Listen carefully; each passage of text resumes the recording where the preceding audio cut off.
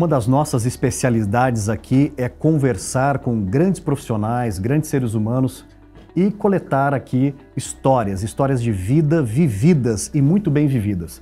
E o meu convidado para esse bate-papo de hoje, Fernando Madureira. Madureira, um grande prazer poder estar aqui com você. Muito bom dia. Obrigado. Para mim é uma honra estar aqui com vocês, bater esse papo descontraído, né? Falar um pouquinho de nós, né? Falar um pouquinho desse nosso lado humano aqui, né? Toda a nossa história, que acho que nessa vida corporativa, profissional, isso acaba ficando um pouco escondido ou talvez privado, né? Então é muito bacana da gente estar aqui trocando experiências.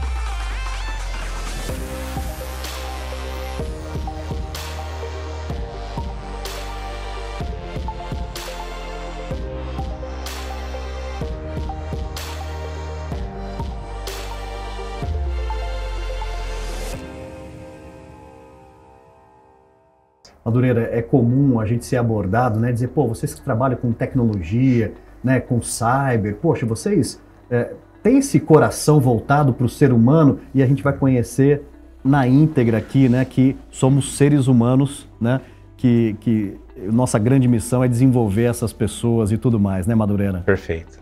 Madureira, vamos começar a nossa conversa falando um pouquinho de história, né, de infância, aquilo que somos hoje, né, que traduz muito aquilo que aprendemos, né, com os nossos antepassados.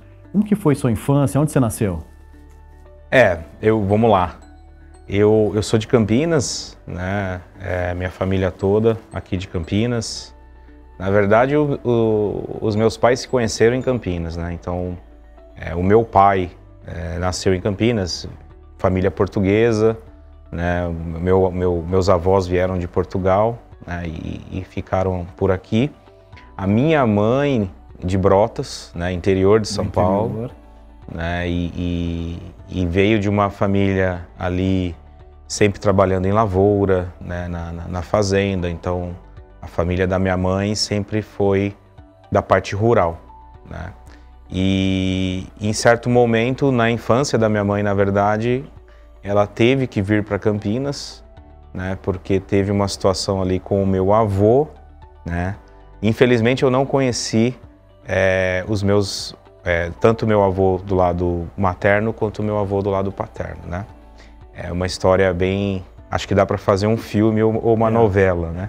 Então o meu avô acabou deixando a minha avó em Brotas com 6 filhos, né. A minha mãe era a mais velha, e aí a minha avó teve que distribuir os filhos com as irmãs, né, para ajudá-la a cuidar dos filhos, porque ela não tinha condições ali, ainda mais morando numa fazenda. Eles eram ali, trabalharam com café, né, colheita de café, e naquela época ajudavam a cuidar da fazenda.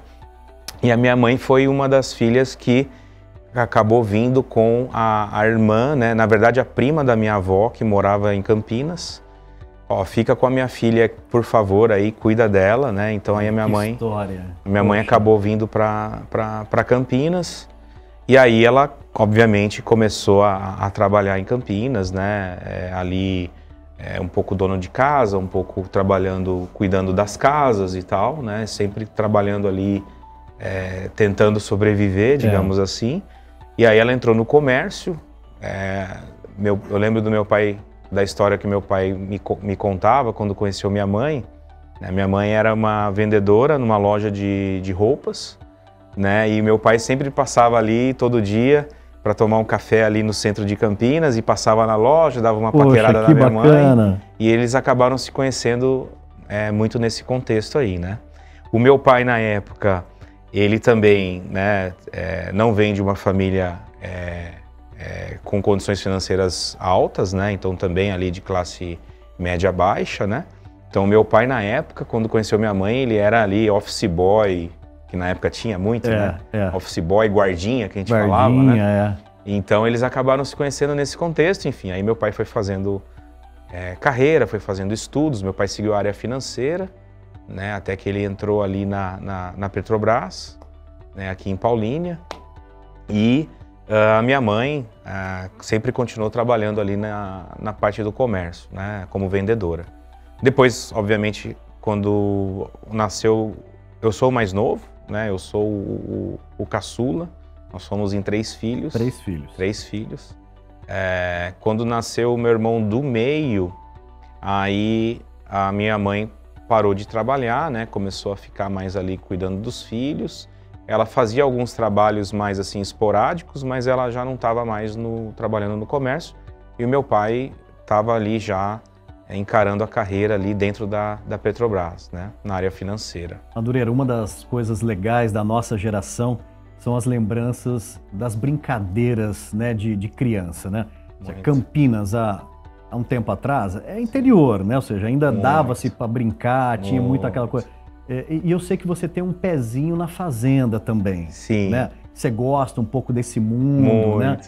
Fala um pouco dessa época aí, que lembrança que vem, Madureira? Nossa, para mim muitas lembranças, porque a gente... Bom, naquela época tinha muita brincadeira de rua, né? Então, poxa, carrinho de rolemã, soltar pipa, brincar de esconde-esconde ali, mamãe da rua. Mamãe da rua, Betsy. Betsy, né? Então, tô lembrando agora dessas brincadeiras, né? Mas sempre que tinha oportunidade, tanto de finais de semana ou férias de julho ou férias de final de ano, né, meus pais acabavam nos levando para passar junto com meus primos, né? Então a família da minha mãe sempre continuaram ali pelo interior do estado de São Paulo. Então a gente sempre ia muito para Brotas, né? Ou a gente ia ali para a região de Tupã, Adamantina, que é onde ficou mais ali a família da minha avó. Olha só. Né? E eles sempre na fazenda, né? Então, desde pequeno, sempre amei, né? Meu tio, que ainda é fazendeiro, né? A gente acabava indo com ele pro sítio, né? E ajudando ele ali a cuidar do gado, cuidar do cavalo, apartar boi. Então, nossa, eu lembro de situações onde eu era ainda quase que adolescente, né? E meu tio colocava a gente para ajudá-lo mesmo, a arriar o cavalo. A gente até teve uma situação que eu tô lembrando agora que eu fiquei meio assim, depois a gente acabou se acostumando, que era castrar o boi, né? Então, assim, ele colocava a gente para trabalhar de fato ali, né? Primeira vez, assim, que eu vi matando um carneiro, né? Porque ali, na época, né, a gente acabava matando o carneiro para depois até comer ali, fazer um churrasco, enfim. Então, aí eu lembro do meu tio olhando assim e falando, olha, se você tem dó, né, não fica por perto porque isso é ruim pro próprio animal, né? Então, tem histórias de quem vive nesse mundo, né, rural ali de fazenda, que me marcaram bastante ali, né? E essas experiências de roça, né, Madureira? Eu tive um pouco isso também com a né? família do meu pai. Sim, a gente se torna, parece que, jovens mais realísticos, né? Você fala assim, poxa, mas vai matar o gado? Assim, desculpa, você acha que aquela carne que você está comendo em casa vem da onde? Assim, aparece do nada? Então parece que a gente começa a ver a vida como ela é, e a roça traz muito esses valores, né? Bastante. E você vê também outras situações de dificuldades, né? Então eu lembro perfeitamente de momentos aonde, poxa, tá um período de seca, né? Uma estiagem, Exato. E você vê eles fazendo manobras ali para conseguir continuar produzindo, para conseguir continuar sobrevivendo, né? Então você vê que é uma batalha, né? Para quem tem negócios nesse ramo, né? Para quem está trabalhando com isso. E era engraçado que eu aprendi muito também a monitorar o tempo da maneira deles, né? Porque a gente era moleque, né? Então a gente ia ali pro sítio e meu tio ou a minha avó olhava pro céu e falava, olha, o céu rosa, né? Quando o céu ficava cor-de-rosa, isso eu nunca mais esqueço, né? Quando o céu tá cor-de-rosa é porque tá vindo frio. Aquilo ali é uma massa de ar fria. Olha, ensinamentos, hein? Que tá chegando. Então hoje à noite, essa madrugada vai tá bem gelado, vai estar frio, então é um frio que está chegando, né? E aí começa aquelas outras provocações, né? Que minha avó falava, ó, quando dói o calo do meu dedinho aqui do pé esquerdo, porque vai chover, né? E não sei por que chovia, né? Então, assim, são coisas que você vai, que te marcam, né? Que você vai lembrando de certas coisas que só eles mantinham ali, né? E dá uma saudade, não dá? Dá muita sabe uma saudade que eu tenho? Meu avô paterno contando histórias. Mas contando histórias da época de infância dele, aquelas histórias antigas, né? Que você ficava até em dúvida se era verdade ou não, mas eram histórias muito envolventes. Nessa região de Adamantina, Tupã, tem uma característica, eu não sei se você pegava isso nas férias de dezembro, janeiro, que são as folias de rei. Lembro. Que iam às fazendas, fazia aquelas cantorias, e aí você dava umas prendas, porque eles iam fazer... Eu morria de medo. E eu também morria de medo, porque vinham os caras fantasiados, né? E aí chegava lá na porta das casas, né? E vinha com, acho que era um bumbo, um tambor, né? Um barulho estranho. E um incenso, né? E tal ali. E entravam dentro da casa. Entravam. E eu lembro que eu corria. Eu me escondia no quarto, alguma coisa, porque eu tinha medo, né? São essas pérolas, né, que a gente viveu na infância, que, poxa... Muito. Muito. E ali, assim, a minha mãe sempre procurou se reunir com as irmãs, juntar a molecada, né? E não sei se foi muito também pela história que ela teve, né? De separação ali logo quando ela era pequena. E aí eu acho que sempre manteve esse rito, né? Então todo Natal, todo Ano Novo, a gente sempre passava junto lá mais no interior ali em Tupã ou Adamantina. Então era uma reunião de família grande, né? Então vinha todas as irmãs com os filhos, então juntava todo mundo e era muito gostoso. Então isso para mim me marcou muito, assim. Legal. Madureira, fantástico trocar essas experiências e esses momentos vividos que são muito ricos, né? Sim, principalmente a gente olhando, né, as nossas carreiras, a trajetória, né, os riscos que tomamos, né, ou seja, a coragem de enfrentar uma vida e olhar para trás é bacana, né? Muito. Madureira, queria agora pegar um gancho aqui e entender quando que foi o momento na sua história, na sua juventude, que você começa a conhecer a computação, né, a nossa informática, né? Porque a nossa geração a gente chamava de informática. Esse aqui é um profissional de informática, né? De computador, né? O negócio era computador, né? Quando você conheceu um primeiro computador, mexeu no primeiro computador? Eu lembro, bom, eu quando estava já na adolescência, e aí como eu sou o mais novo, né?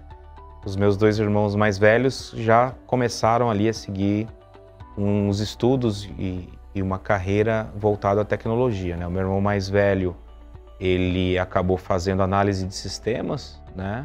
Que é computação na faculdade. O meu irmão do meio estava fazendo ali eletrônica. Na época era era bem famoso o colégio técnico, né? Colegial técnico. Colegial técnico, Então o meu irmão fez Fundação Bradesco, ótimo, eletrônica. E depois logo ele já emendou numa faculdade de engenharia elétrica com ênfase em mecatrônica, etc. E eu ali mais novo, acabei... na verdade o meu sonho era seguir uma carreira militar, né? Por causa eu tenho tios, parentes nesse ramo, então sempre me brilhou um pouco os olhos em querer ser ali do exército ou querer talvez ir para a polícia militar e tal, e sempre me chamou muito a atenção esse lado de polícia, o lado militar, né? Tá. Que talvez tenha conexão com a área que eu tô hoje, que é de segurança cibernética, né? Então ali em casa sempre teve esse papo e essa situação com os meus irmãos. Eu tentei entrar nos colégios militares, mas a minha mãe, né, a dona Zezé, né, eu acho que meu pai conta que ela rezava para não entrar, né? Não era a vontade dela, né? Mas enfim, eu acho que ela conseguiu, né? Coração de mãe, né? Coração de mãe. Eu entendo. E aí acabou que meu irmão, acho que foi o meu irmão mais velho que começou ali junto com o meu irmão do meio, eles juntaram um dinheiro e compraram o primeiro computador em casa, né?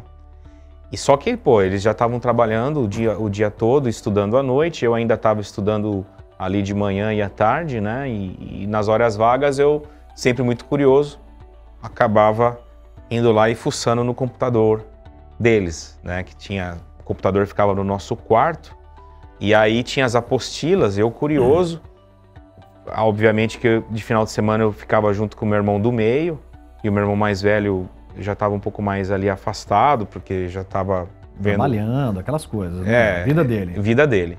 E aí eu sempre comecei a olhar o que o meu irmão fazia, então eu lembro que na época era o DOS. Isso. Né?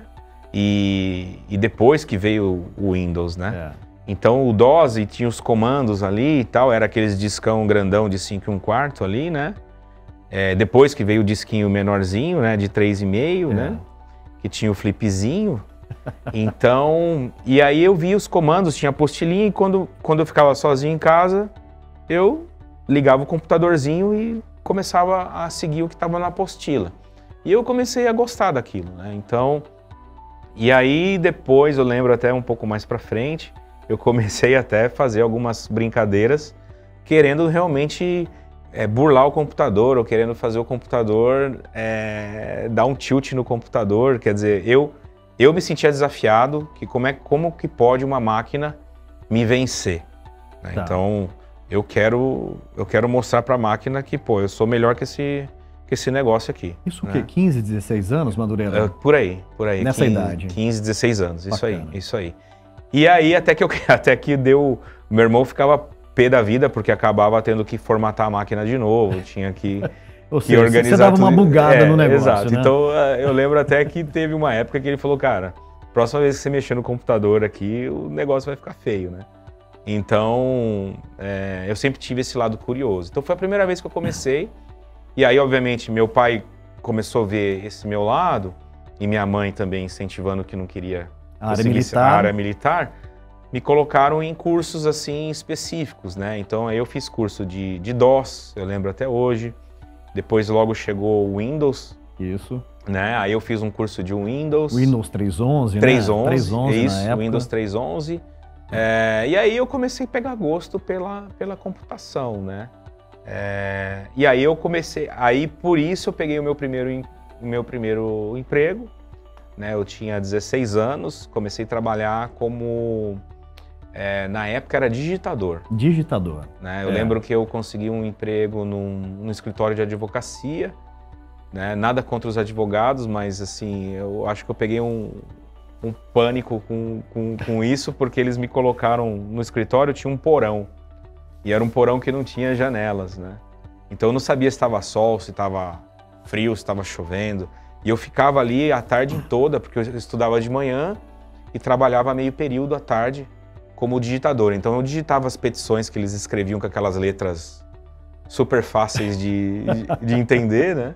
E então foi meu primeiro trabalho. Então eu digitava, imprimia, eles assinavam aquela petição, depois logo eles já me colocavam para ir no fórum, para despachar as coisas. Então eu comecei a rodar a cidade, né?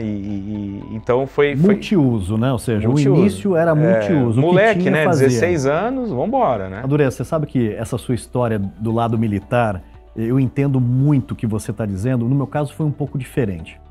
Os meus dois tios paternos, da onde vem o meu nome, Luiz Renato, né? Vem de dois tios, né? E esses dois tios fizeram uma carreira na Força Aérea Brasileira. Entraram muito cedo, né? Fizeram ali a base.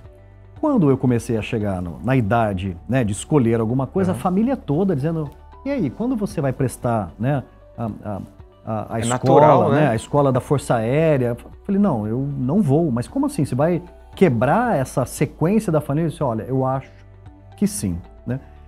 E fui para TI, né? Ou seja, e aí fui para o nosso mundo aqui. E também tenho pânico de porões. Meu primeiro trabalho em São Paulo, no bairro da Liberdade, também foi no porão, montando computadores, integrando fax modem, CD-ROM, aquela coisa, instalando o Windows 3.11, era num porão, sem janela, 1 ano fazendo essa atividade. Mas não era com advogado. Não era com advogado, já era um escritório de TI ali, ou seja, uma empresa de TI. Legal. E aí logo na sequência, eu sempre gostei muito de desenhos. eu vejo no meu filho hoje de 6 anos, né? Ele tá com esse dom, assim, ele faz cada desenho, assim... E desenho na mão? Na mão. Na mão mesmo, na mão assim, mesmo. Artisticamente. Muito. Então, eu tenho uma filha, a Laura, de 9, né? E o Augusto, de 6 anos. De 6. Né? E, então, assim, logo depois eu comecei a ver que, pô, ô pai, não dá pra eu continuar nesse negócio aqui, porque tá demais, assim... eu não tô aguentando esse trabalho de ter que ficar lá digitando, né? Só olhando e digitando, eu queria um negócio mais bacana. Até que o meu pai conhecia um amigo dele, né? Que estava ali trabalhando na prefeitura de Campinas. Surgiu um projeto para digitalizar todo o mapa cartográfico da cidade. E, pô, tem a ver com desenho, né? E eu já brincava um pouco ali no CorelDRAW, AutoCAD. Perfeito. Aí fiz curso até de AutoCAD. E aí eu peguei consegui entrar na prefeitura, obviamente não era concursado, era um trabalho temporário.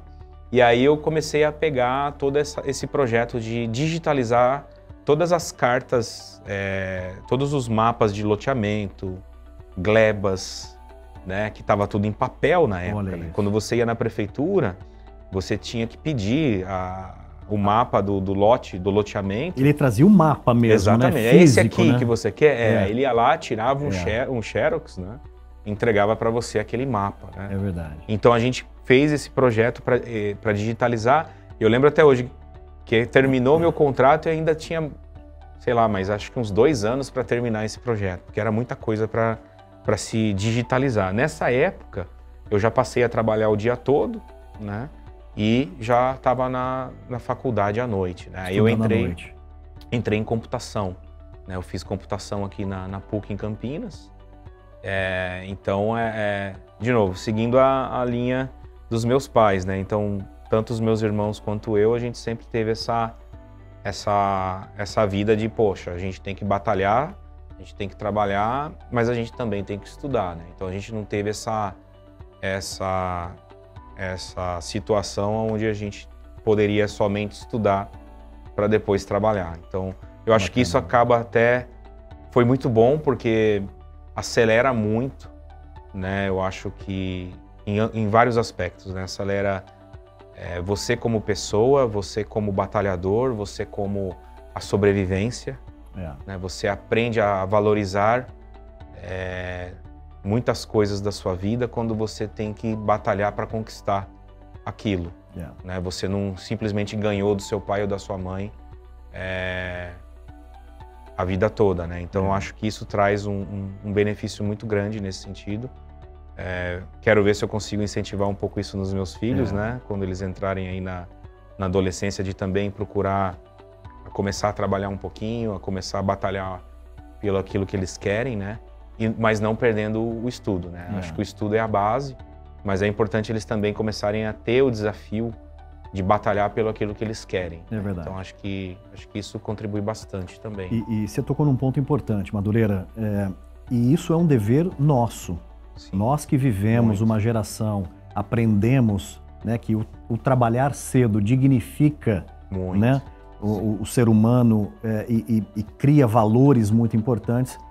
E a gente tem que ser esse propulsor, né, para essa nova geração aí. Muito legal. Madureira, e, poxa, quem conhece a sua carreira, né, sabe o quanto que você se dedicou, né, ou seja, se desafiou para construir uma carreira, e essa carreira hoje que você tem, né?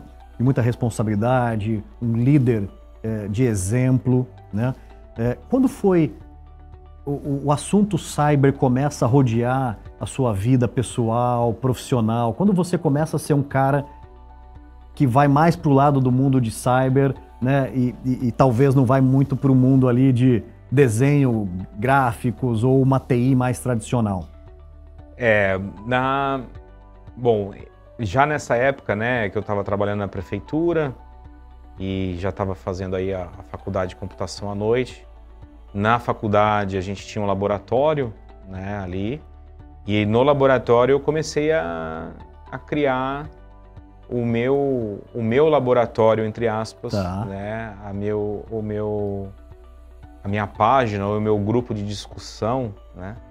para temas de segurança. Então, na faculdade, eu não gostei, assim, não me chamou muita atenção o lado de programação.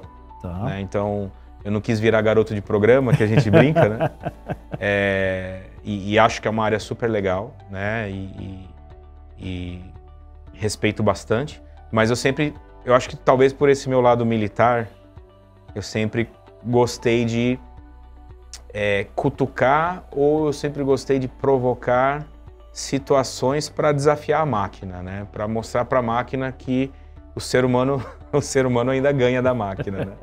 Então eu sempre provoquei nesse grupo, e eu fazia um pouco que pen test, que a gente chama hoje, né? Que é teste de invasão.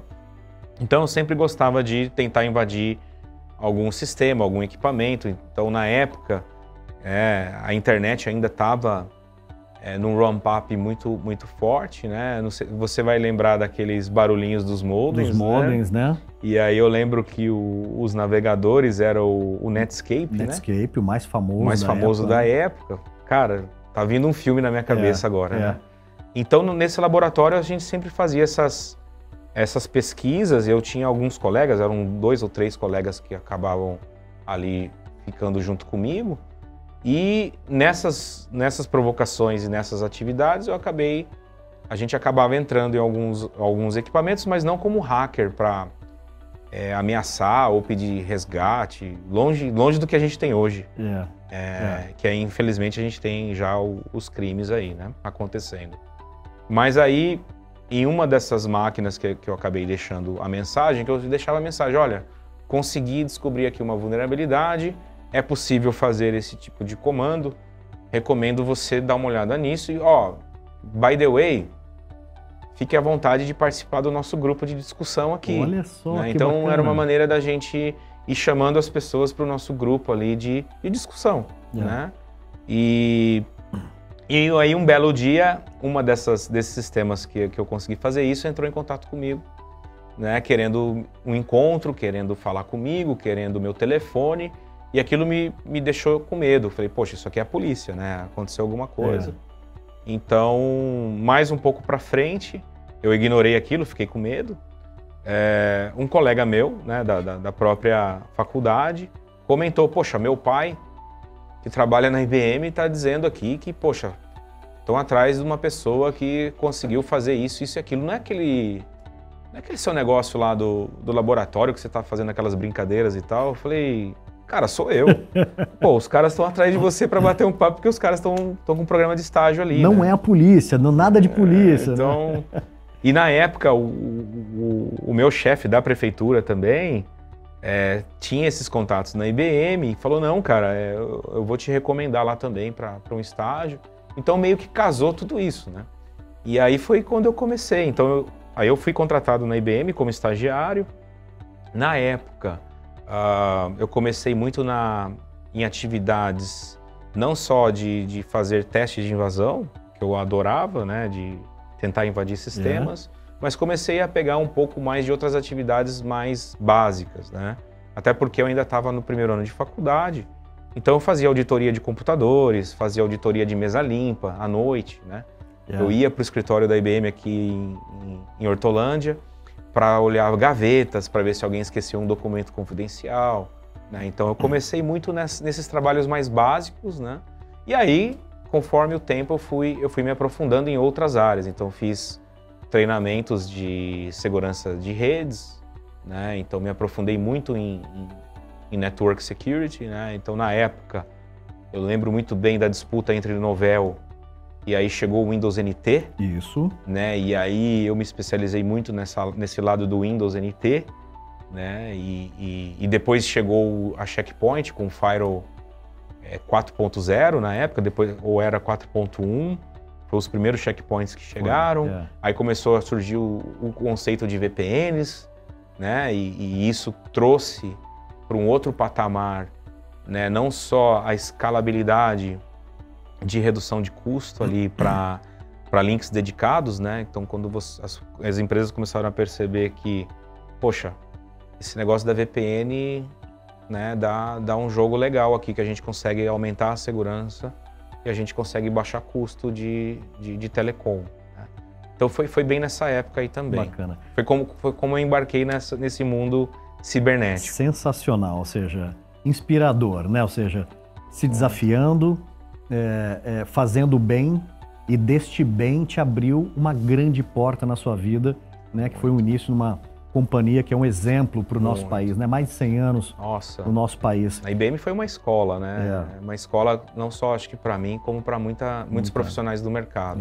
É uma baita escola. E você está contando uma passagem super importante da TI brasileira, né? Então assim, poxa, mas Novell, Windows NT 4.0, o que era isso? Gente, para o pessoal entender, né?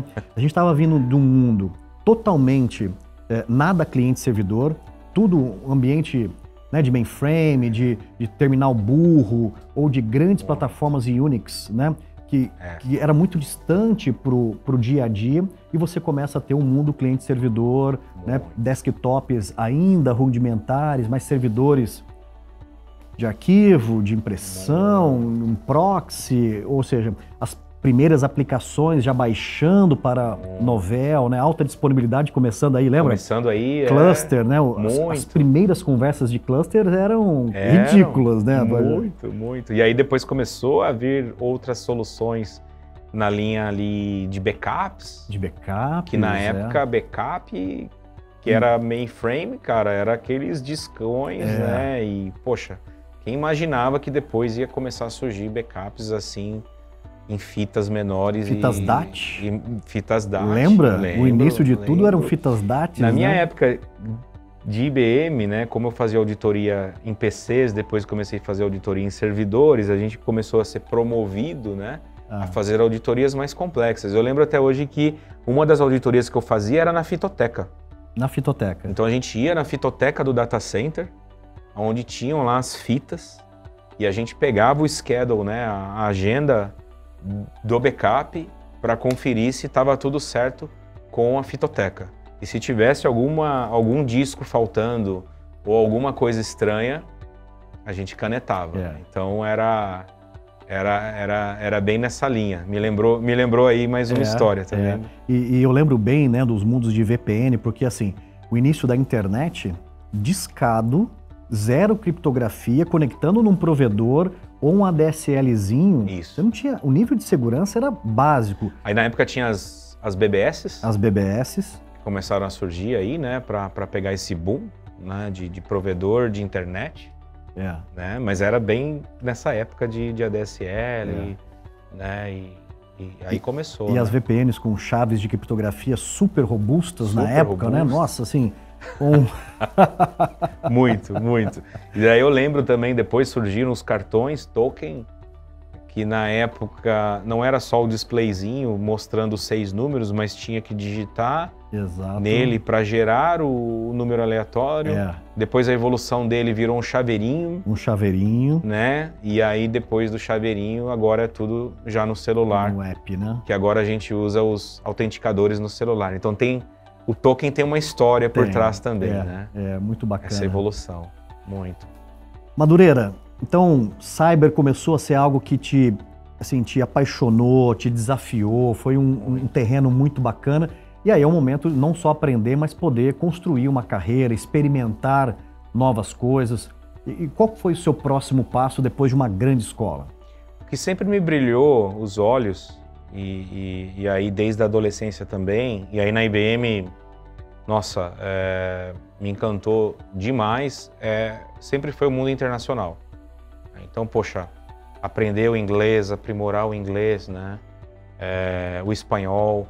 E eu lembro que quando a gente recebia visitas, né, de pessoas dos Estados Unidos ou pessoas de qualquer outro país, né, mesmo dentro da América Latina, eu ficava doido, assim, eu tinha uma curiosidade, acho que esse meu lado curioso, de sentar do lado do cara dos Estados Unidos ali e bater um papo com o cara, mesmo que o meu inglês não estava tão bom, né? E eu tinha uma curiosidade, mas o papo não era sobre computação. Meu papo era sobre os Estados Unidos. A minha curiosidade de como é que é fora do Brasil? O que é o mundo lá fora? Né? Então eu sempre tive essa curiosidade de como que é outro país, né? Outra língua, outra comida, outra cultura. Eu lembro até que eu reparava muito assim, nossa, deixa eu ver se a marca do tênis dele é diferente da nossa aqui, né? Ou alguma coisa diferente, né? Então eu sempre tive essa curiosidade. Então eu sempre comecei a buscar trilhar uma carreira para um dia conseguir morar e trabalhar fora do Brasil, né? Aí de novo, Dona Zezé, com aperto no coração, né? Ai meu Deus, meu filho quer ir embora, né? Então, o meu caçulinha quer ir embora. Então, surgiu uma oportunidade nessa minha carreira em contribuir com o time de auditoria. Porque havia auditoria corriqueira de processos, auditoria financeira, mas também havia auditoria de TI. E dentro da auditoria de TI não existia pessoas com tanto conhecimento assim para auditar especificamente segurança.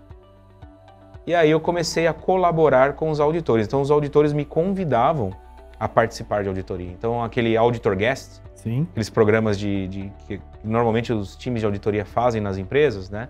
Auditor Guest. Então eles convidam pessoas das áreas a se tornarem auditores num escopo específico, né? E aí eu comecei a fazer auditoria junto com os gringos, né? Então eu fazia teste de invasão, eu fazia as minhas auditorias de rede e descobria coisas, obviamente, né? Coisas erradas.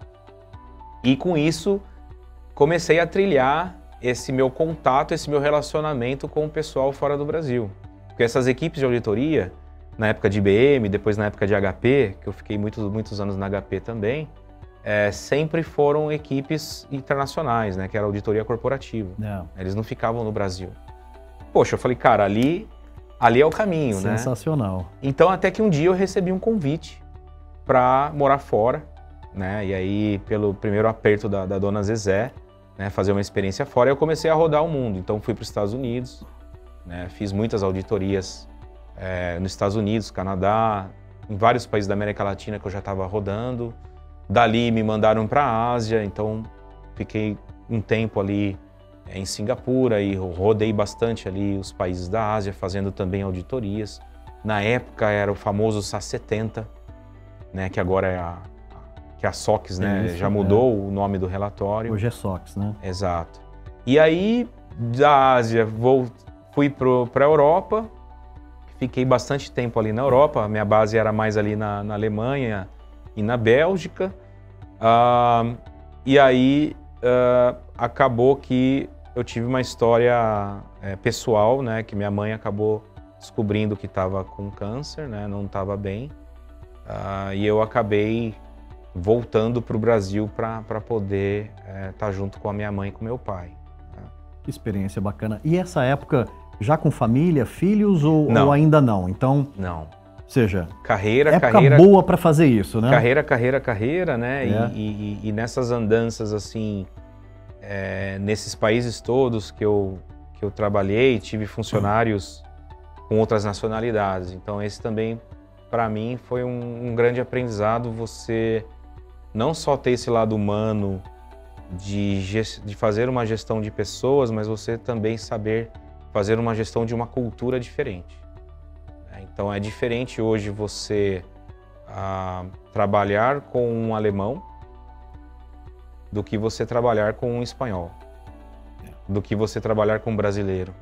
Cada um tem já uma cultura, cada um tem valores diferentes. Então o feedback que você dá para um funcionário alemão é de uma maneira. O feedback que você dá para um funcionário brasileiro é de outra maneira. E se eu der o mesmo feedback que eu dou para um brasileiro para um alemão, eu posso ter problemas, né? E vice-versa.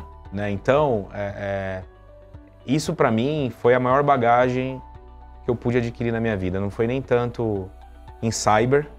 Eu acho que o que eu mais ganhei nessa minha experiência de morar nesses países foi o lado de vida mesmo, de situações onde, por exemplo, eu vi, e eu mesmo como latino senti na pele o que é morar fora do Brasil, o que é morar em outros países, né? Então, infelizmente, a gente ainda tem um pouco casos de racismo, né? De discriminação. Isso eu vi e senti na pele também. A dificuldade de você ter que se virar.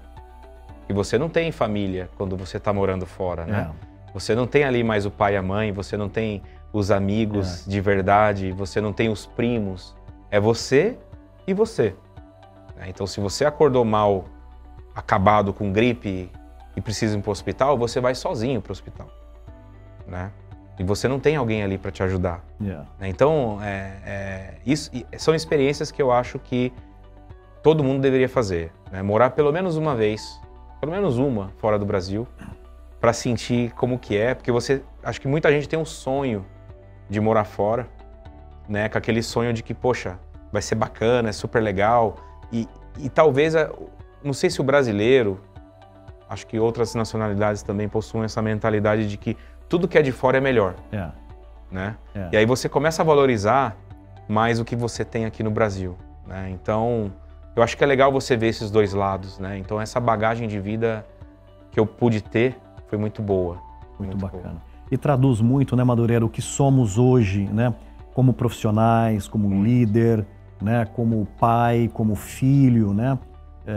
Eu acho que isso agrega muito na grande bagagem da vida, né? E eu lembro, assim, tô lembrando agora que a gente está conversando, né? Experiências onde eu cheguei, por exemplo, na Bélgica, como assim, um gerente brasileiro? Imagina o belga. Peraí, mas por que o meu chefe agora é brasileiro? Lá da América Latina? Como assim, né? E um povo seco, um povo mais frio, para nós, que a gente tem um outro tipo de cultura, né? Mais calorosa, mais ali aberta, né? E foi engraçado que quando eu voltei da Bélgica para ficar com a minha mãe no Brasil, a despedida que eles fizeram para mim foi emocionante, assim. E eu vi neles, eles estavam mais brasileiros. Então, assim, o belga, cara, chorando, o belga fazendo piada, o belga tendo esse lado humano mais solto. A hora que eu vi aquilo, eu falei, caramba, poxa, cara, assim, meus 3 anos e meio, quase 4 anos que eu fiquei na Bélgica, olha como eu transformei essas pessoas que conviveram comigo, né? Como é que a gente influencia as pessoas, né?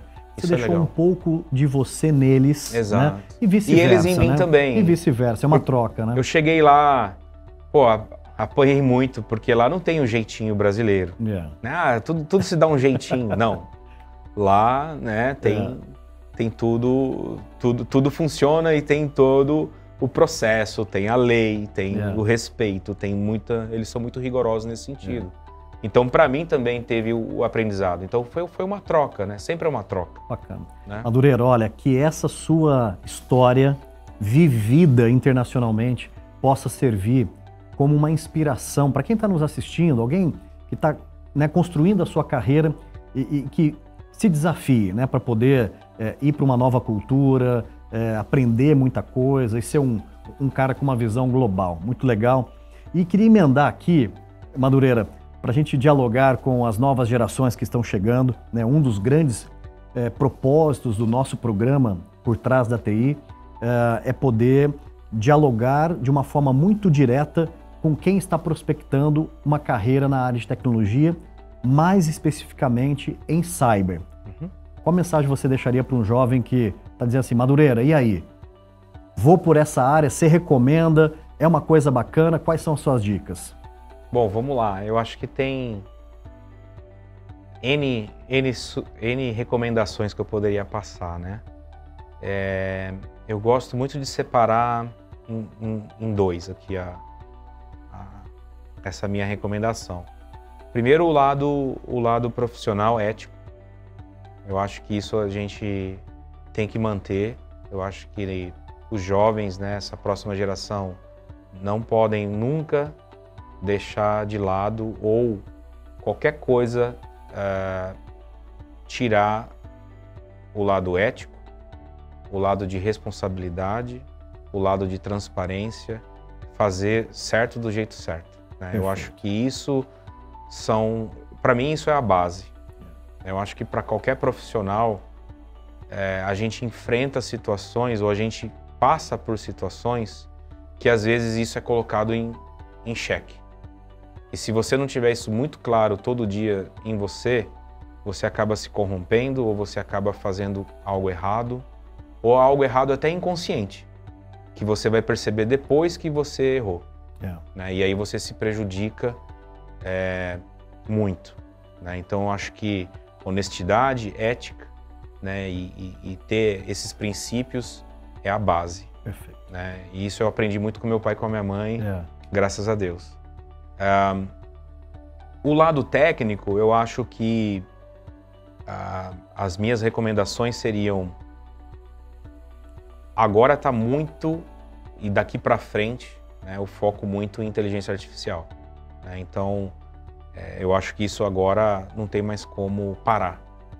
Então, eu diria que para essa geração nova, mergulhar nesse mundo de inteligência artificial, mas aprendendo a trabalhar com ela, não ter medo dela. Então eu diria que os jovens e as próximas gerações, hoje a gente fala muito com alguns colegas, né? A gente vê os aprendizados e os treinamentos de inteligência artificial, qual que é o grande foco? O grande foco é saber perguntar para a máquina. Então, você tem que treinar a máquina. Então, para você treinar a máquina a trabalhar ao seu favor, você tem que saber fazer a melhor pergunta possível, a pergunta com maior qualidade, com maior assertividade, para você fazer a máquina aprender com você e ela te ajudar. Perfeito. Então, inteligência artificial, obviamente, é o grande foco daqui para frente. Em segurança da informação especificamente, muito.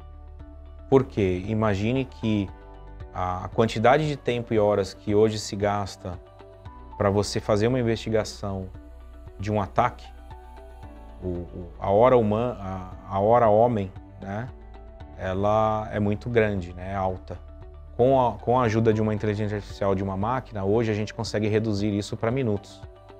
Né? Então, uma análise de um vetor de ataque, poxa, da onde que está vindo esse ataque? Qual é o IP? Né? Que vulnerabilidade que ele está explorando? O que ele está conseguindo fazer? Até um ser humano conseguir analisar tudo isso e colocar dentro de um mapa, demora-se muito. Né? Então, a inteligência artificial que traz essa automação ajuda muito, não só na velocidade do profissional de segurança a olhar e tomar uma decisão rápida, mas também tem um lado de assertividade. Perfeito. Eu consigo ser muito mais assertivo em tomar uma ação que eu vou ser mais efetivo do que eu estar ali trabalhando com falso positivo, porque nesse campo de ataques e vulnerabilidades, o que mais existe é falso positivo. Tem muitas coisas acontecendo que não necessariamente é um ataque. Né? Até você chegar nessa conclusão que, poxa, isso aqui que eu gastei o dia inteiro pesquisando, depois eu descobri que era um cara lá da área da TI que estava fazendo uma tentativa de acesso porque ele estava instalando um software. E essa instalação desse software gerou esse evento que eu gastei o dia inteiro para chegar nessa conclusão. E aí aquilo te frustra. Né? Então eu focaria um pouco e bastante nesse mundo de inteligência artificial e automação. Né? Isso para mim vai ser o grande foco do futuro. Para quem está começando, obviamente, cloud, né? Então acho que daqui para frente a gente não consegue escapar mais, né? Então tem várias áreas e vários cursos e treinamentos para segurança em nuvem, né? As nuvens possuem as suas particularidades, então eu diria que, diferente da minha época, que era o Novell e o Windows NT, né? E o Checkpoint, né? Ainda tem Checkpoint, obviamente, né? Mas é se aprofundar muito nesse mundo da nuvem, né? Então, eu diria que com grande capacidade de conhecimento em segurança de nuvem e ganhar experiência nesse mundo de inteligência artificial, né? Com certeza a pessoa vai ter um baita de um currículo, né? Mas o que eu vejo muito hoje nos profissionais, eles acabam deixando de lado não essa minha primeira sugestão de ética, de fazer a coisa correta. Isso, graças a Deus, às vezes eu encontro alguns que acabam pisando na bola nesse sentido. Né? E a verdade uma hora aparece. Né? Mas eu vejo às vezes o famoso soft skill. Você encontra profissionais brilhantes que são técnicos assim excelentes, mas ele não sabe falar direito, ele não sabe comunicar, ele não sabe explicar. Trabalhar em equipe. Ele não sabe trabalhar em equipe, bom ponto, né? Então, nunca esqueçam desse lado de que você não está sozinho e você não vai conseguir trabalhar e ter uma carreira sozinho, né? Você precisa ter esse seu lado de trabalho em equipe, de comunicação, de relacionamento. Isso é importante para qualquer profissional de qualquer área. Acho que não é só em segurança ou em tecnologia, né? Tá aí. Fernando Madureira, que bate-papo bacana, ficaria aqui facilmente mais 1 hora, mas precisamos encerrar.